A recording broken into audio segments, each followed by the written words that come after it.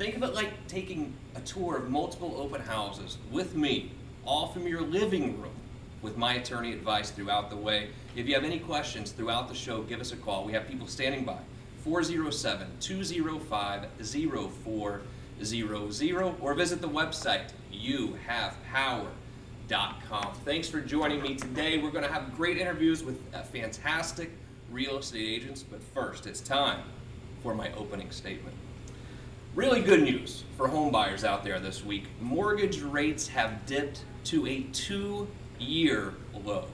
The average 30-year fixed mortgage has dropped to, listen to this, 3.82%. 15-year fixed, 3.28%.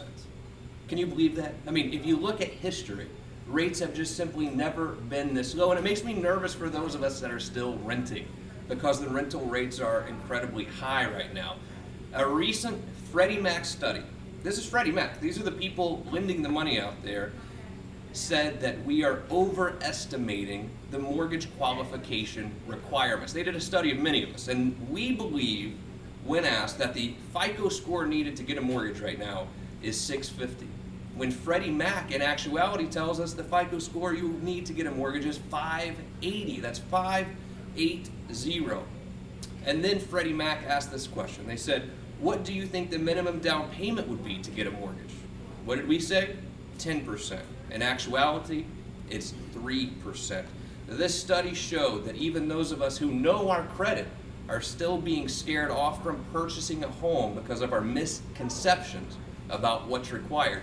Now, these misconceptions are understandable because we all lived through 2006 when we needed a pulse and a pen to get a mortgage. It was super easy, right?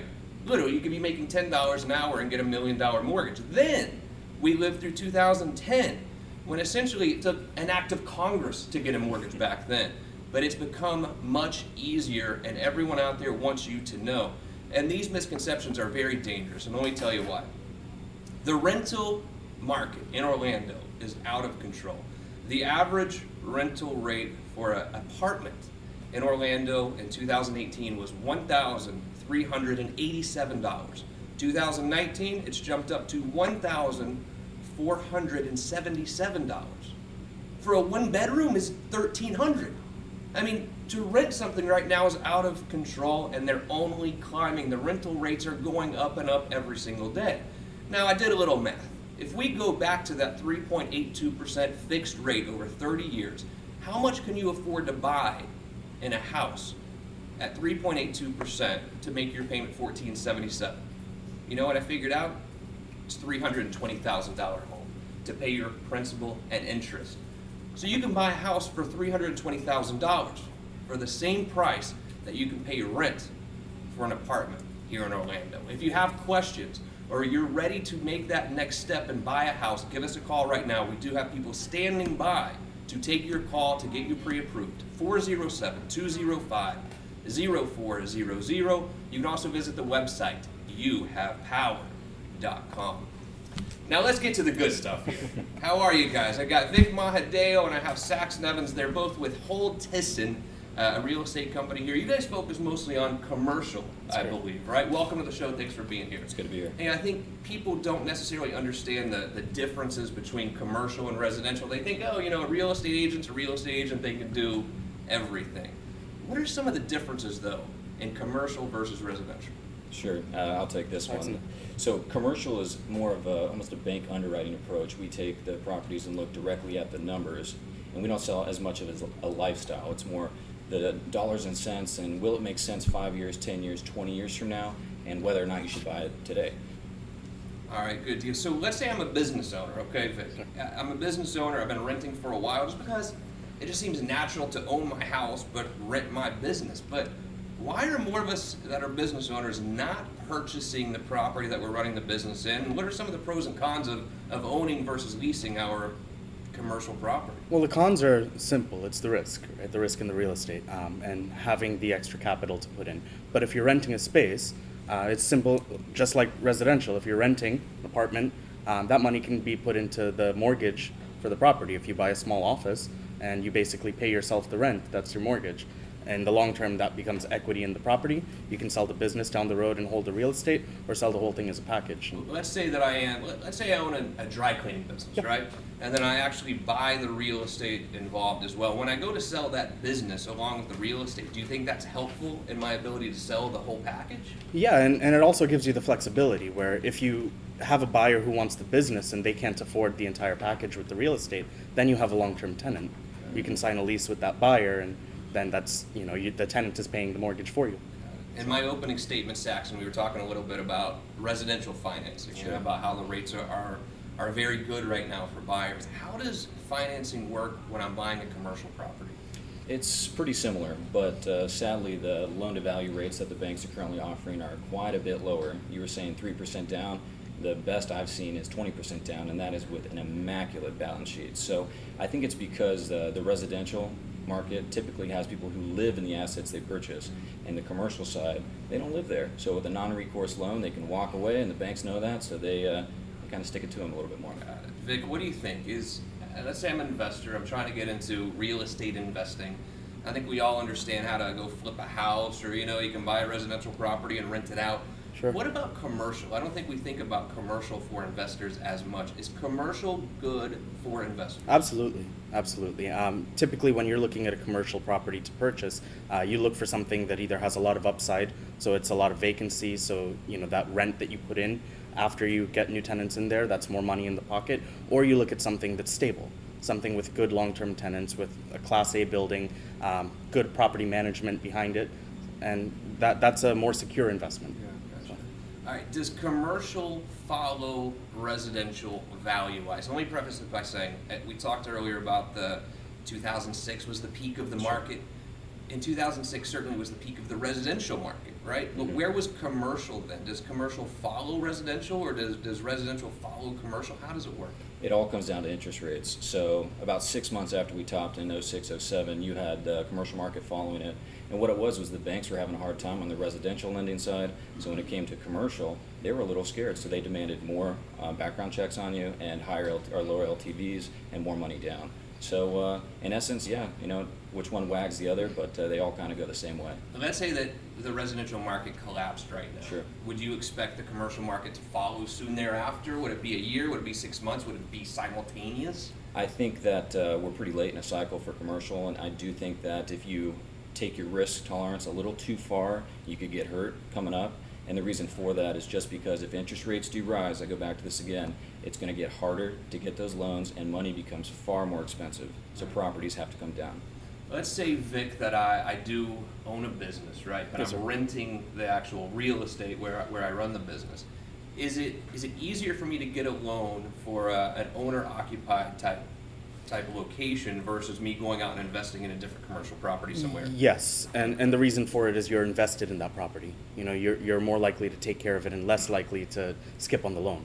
I don't know why, as a society, we think that renting our business feels somewhat natural. I don't know if it's we're just not all in our business or what, but look, I highly recommend at least looking at the numbers if you own a business and buying that real estate as well, because I can tell you from experience, when you go to sell it, buyers love owner-occupied, where they can buy the real estate, Yes. buy everything, and I think that the mortgage companies, the people financing the deal, kind of like that as well. Sure. They really do. So I know you guys have a couple awesome properties to show us, and if you have any questions for these guys right now, it's 407-205-0400. Vic's going to take us down to St. Cloud. This is a retail/medical space in St. Cloud. Vic, tell me about this one. Yes, sir. So I've got a second-gen pharmacy space actually for lease. It's in St. Cloud. Pretty central location, right on the way into Kissimmee from the Melbourne area. About 2 miles from Harmony, 1.5 miles from the St. Cloud Hospital. Direct frontage to Highway 192. About 30,000 cars a day. So the space is 1,145 square feet. Very good condition. It was owner occupied for a while. That owner actually sold the operation, so something similar to what we were just talking about. Pharmacy moved out, and we're looking, ideally, another retail pharmacy would be great, but it's set up really well for any kind of small retail or even medical. And what's the price on this one? This one we're asking 18 a square foot. And tell me, I'm so glad you said that. Yes, so sir. when you say 18 a square foot, Sure. those of us who don't have a lot of commercial experience are going to say, okay, that's 18 a square foot. We've got 1,000 square feet. 18,000 a month. Just can't Per be year. that much, right? So it's $18 per square foot Why per year. in the world in commercial do we do square footage that way, and in residential we do it another way? Well, why do we do this? Who do I blame? Basically, let me put it that way. That I don't know. Because it does scare people when they first start to look to rent. Yeah. I mean, they say, okay, so it's $18 a square foot, and you think instinctively that you do that per month, but it's really Right. per year, then divided by 12. Yes. Do we But- know why they do that, really? Saxon?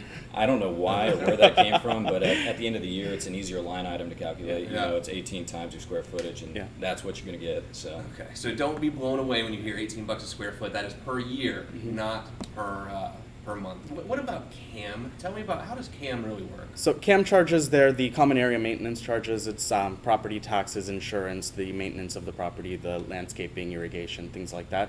Each tenant is required to pay a proportionate share of their CAM charges. If you have questions for Vic, call him now, 407-205-0400. People are standing by right now if you're interested in this property, and we'll also post it on the website, youhavepower.com. Now let's go back to Saxon Evans. Saxon, you have, now this is the real deal investment right here. This is the Marion Crossing Shopping Center up in Ocala. Tell me about this.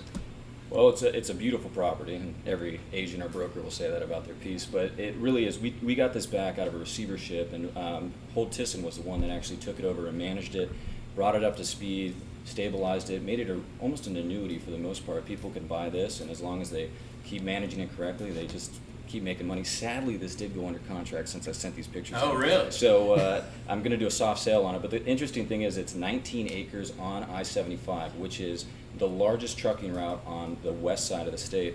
And what we're seeing on the industrial side is that people are getting large portions of land by the interstate because as trucking becomes more automated, there's going to be that jump eventually from human beings behind the wheel to machines. And when that happens, they're going to want some sort of depot to offload the stuff, pick it back up, and keep going. So you make money in the meantime, and at the end, you can transfer it or develop on it. Well, what kind of investor is really going to come in and make an offer and try to purchase this property? Is this going to be like, you know, some random dude, or is this going to be some huge company? What are you typically looking for? All sorts. So through the marketing process, we had individuals come. We had people that wanted to completely destroy it, build a hotel, build apartments, do whatever they wanted. And then we had a group of investors that all professionals that came in finally, and they came to the number we wanted and decided to go with them. So If you buy something like this, I imagine you're probably not going to manage it yourself. What do you do for management on something of this size? you really have to pick someone you trust, because by picking a manager, it's like picking someone that's going to watch your kid. I mean, I hate to say it, but at the end of the day, they're going to be the people that call you and tell you there's a problem and tell you how to fix it. Yeah. So we were lucky enough to manage this, and you should have seen it before. It was a nice site, good bones, but it just wasn't stabilized, and Holt Tisson did a good job, thanks to Vic and the team. If you want to make a backup offer now on this property, give us a call, 407-205-0400. We'll also post this one on the website, youhavepower.com. Saxon Evans, Vic Mahadeo with Holt Tisson. Yes, sir. Good job today, guys. It's good to be here. Now, Saxon, you're going to stick around for the Sure. real estate roundtable, I hope, right? Yes, sir. And Vic, we'll see you here in a few minutes, buddy. All right, Great thank you. job. Thank you so much. We're going to switch gears a little bit from commercial back to something that I know you're probably a little bit more familiar with, and it's residential real estate. We talked earlier about how the interest rates are at a 2-year low, and certainly just historically low. I mean, back in the Jimmy Carter days, the mortgage rates were 20%, and now we're at 3.8%, which is insane. But the scary part of things here, guys, is that the rental market's great. It's great if you're a landlord. If you're looking to live in a place and you're a renter, the market is not so good. There's not a lot of vacancy, and the rates are very, very high. So we invited our good friend Greg Martinez. He's the broker owner of Greg Martinez Realty, to help us figure out how we can really buy a house. Welcome to the show, Greg. How are you? Good morning. Thanks for having me. So first of all, I noticed both of the listings we're going to show for you are in gorgeous Baldwin Park. Correct. I can't help but notice the mall that kind of leads into Baldwin Park there. Do we know what's going on with that thing? Are we going to redevelop it, I hope? You're talking about Fashion Square. There you go. That's and the last I read on that, and I will obviously defer to the commercial guys, but that it was somebody was coming in to take another shot at developing it into a open shopping center. I mean, I think that's where we're going as a society now. For some reason, we're just not into these big shopping malls and with Amazon and all these other things. But I think a whole outdoor sort of community, that seems to be what's working. Right. And I think that could also help probably Baldwin Park to take it from this old, somewhat dilapidated old mall to a really cool outdoor adventure zone, so to speak, you know? Right. As a resident of Baldwin Park, I know I would appreciate it, and it would be a lot easier than having to go down the other end of town to, access decent shopping. We have a lot of what I would call master plan communities here in Central Florida. I can think of Celebration, Avalon Park, plenty of them, but Baldwin Sure. Park certainly maybe even the most known. How do you find, Greg, that master plan communities typically hold value in relation to other places? I think it's comparable, and in some cases, maybe a little better. First, I would note that because of an HOA, which a lot of people aren't crazy about, but it does help maintain the community, keeps it a uniform look. That helps you with the value of your property, so the guy next door takes care of his. In the situation for Baldwin Park, you have everything right there. It's totally walkable. Grocery store, CVS, restaurants, shops, and you're within a great school district as well. I wanted to ask you about that because some people will complain somewhat about the Orange County school system in some places, no doubt about it. But I've heard Baldwin Park, maybe they built a new school there that's supposed to be fantastic. Tell me about the schools around Baldwin. So within Baldwin Park, you have Glenridge Middle School and you have Baldwin Park Elementary, where the old Audubon Park Elementary used to be, and that's the older neighborhood right next to Baldwin Park. There's a brand new K through 8 there. That is servicing that part of Winter Park now. So some of the kids that were at Baldwin Park Elementary or at Glenridge who lived in Winter Park are now attending that school. It's summertime now, obviously. You can tell, you open your door to go outside, you can tell immediately Right, because you can right. really breathe here Right. in Central Florida. But we always hear these rumors about summertime being the best time to buy or the best time to sell. I mean, what does summertime really mean for the real estate market here in Central Florida? Well, I think it's prime time, if you will, for the buying and selling season. Although I would note that in my experience over the past few years, I see that buying and selling season starting a little earlier every year. I think some people want to get out there right after the holidays and kind of stand out a little bit from the competition, from the other, the inventory that's going to be coming. And I think some buyers feel like there's less competition for buyers as well.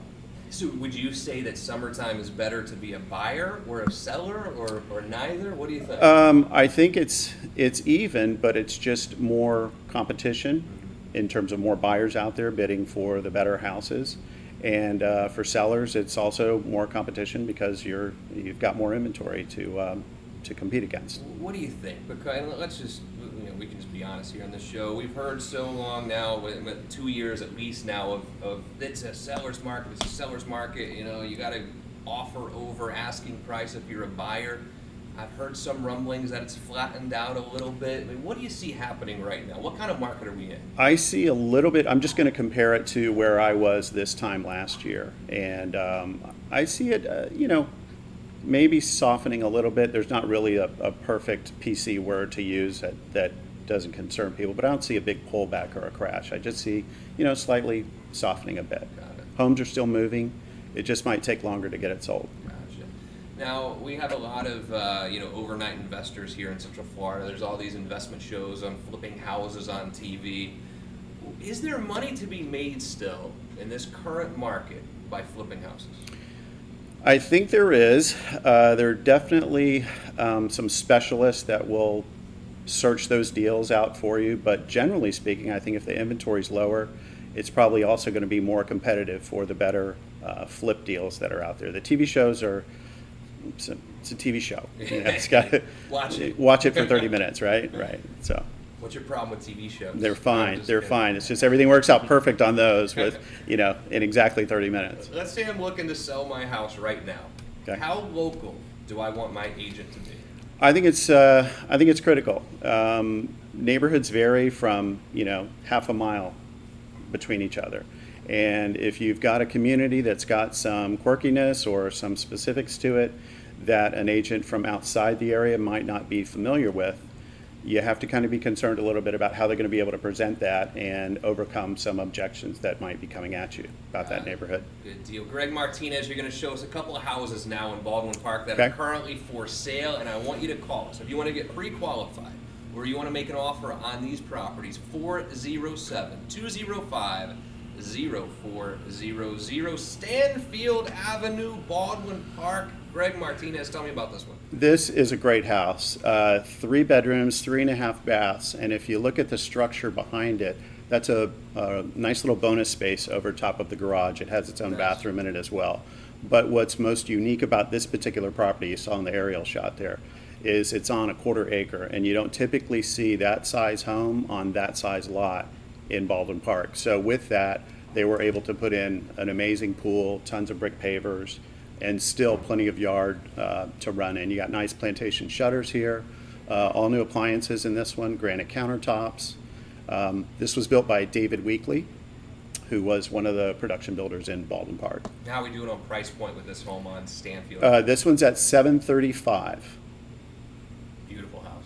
Really beautiful. Wood floors, it's beautifully finished. And, you know, a lot of the houses in Baldwin certainly don't have room for pools and that real outdoor. That's what's key about this adventure, one. and that The makes all lot the is, the lot is just amazing. That's a gorgeous shot of the pool right oh, there. wow, yeah, that's really nice. Yeah, that's unusual for Baldwin Park. Now we'll go right down the street from the house on Stanfield Avenue and let's visit Meeting Place. Greg Martinez. Wow, tell me about this one. Okay, so this is also built by David Weekley. It's a few levels up of what the previous home was built. Is this David So- Weekley a real dude or what? I hear It about is him all the time. no, Is he I a think real they're based guy? in Texas. They're a large builder, but this is a parkfront home, which is also something people look for in Baldwin Park, is to be on one of the green spaces. And you've got some nice 8-foot French doors that open up out to the pool, 16-foot ceilings in this one, wood floors throughout the downstairs. There's a full guest suite downstairs as well, 3-car garage, pool. That's about a 10-foot island right there. Oh, wow. And of course, 6-burner gas cooktop. All appliances are GE monogram. Plantation shutters throughout. Just tons of great finishes in this house. And how are we looking on price with this house on Meeting Place in Baldwin Park? $1,295,000, Okay. and it's about 4,800 square feet. What am I really looking for price per square footage in Baldwin Park? Where do I need to be? Well, it's interesting. That's not always easy to pinpoint because it's such a mixed. You have condos that are 1,400 square feet, townhouses up to 2,500, single-family homes, custom-built up to over 5 or 5,500 square feet. But generally, and I hate to pinpoint it because it's tricky, but you're definitely going to be in the 200s, and it's going to be a fairly broad range. I'd say somewhere between 230s to higher 200s. If you're looking for a property in Baldwin Park, call Greg Martinez. We're standing by right now, 407-205-0400. Both of these properties will be posted on our website, youhavepower.com. Thank you, Greg Martinez with Thank Greg you. Martinez Realty. You're going to stay around for the real estate Sure, roundtable, sure. I hope, right? Yep. And ladies and gentlemen, without further ado, we're going to take your questions on today's Real Estate Roundtable. And if you have questions that you'd like us to answer on the show next week, reach out to me on the website. Go to youhavepower.com. Ask me your question right there, and we just might answer them live on the show next Saturday at 12:30 on You Have Real Estate. All right, let's go to Chris in Dr. Phillips. Chris says, I'm selling my home. What type of mortgages should I be looking for the buyer to get? Ideally, a conventional at least 80-20. There are other programs out there that might require less, but the more skin in the game, if you will, that the buyer has, I think the happier the seller will be. So obviously somebody putting 50% down, that also might take some pressure off the appraisal if it comes in a little bit short. Gotcha. All right, back to Saxon. Evan Saxon. Maria in Ocoee asked, we are thinking about investing in commercial real estate, and we keep hearing about cap rate. What is that? When I first started, cap rate really confused me too. Let's help Maria. Go ahead. So what it is, it's the capitalization rate, which is pretty much the net income you get divided by what you spent on the building. So $1 million building that your net income's $1 million, or 100,000, you're looking at a 10 cap. And about 7, 8 cap, you're doing pretty well for yourself. So you want to keep it around 7 to 8, and you're With good feeling product, okay? and then properties that might need a little more work, you'd want 9, 10, 11. Gotcha. Okay, this question's for both of you, and it's from Ted in Winter Park. What is a good website to begin my house hunt? I would suggest Realtor.com, and part of the reason for that is if you see a property that's listed that looks good and you're interested in it, it's easy to find the listing agent attached right to it. Some other websites, I won't name them, but your listing might be up there, but somebody else's name might be closer to it, and it's a little confusing, not always clear as to who's actually the listing agent. But I feel like Realtor.com does a good job of that.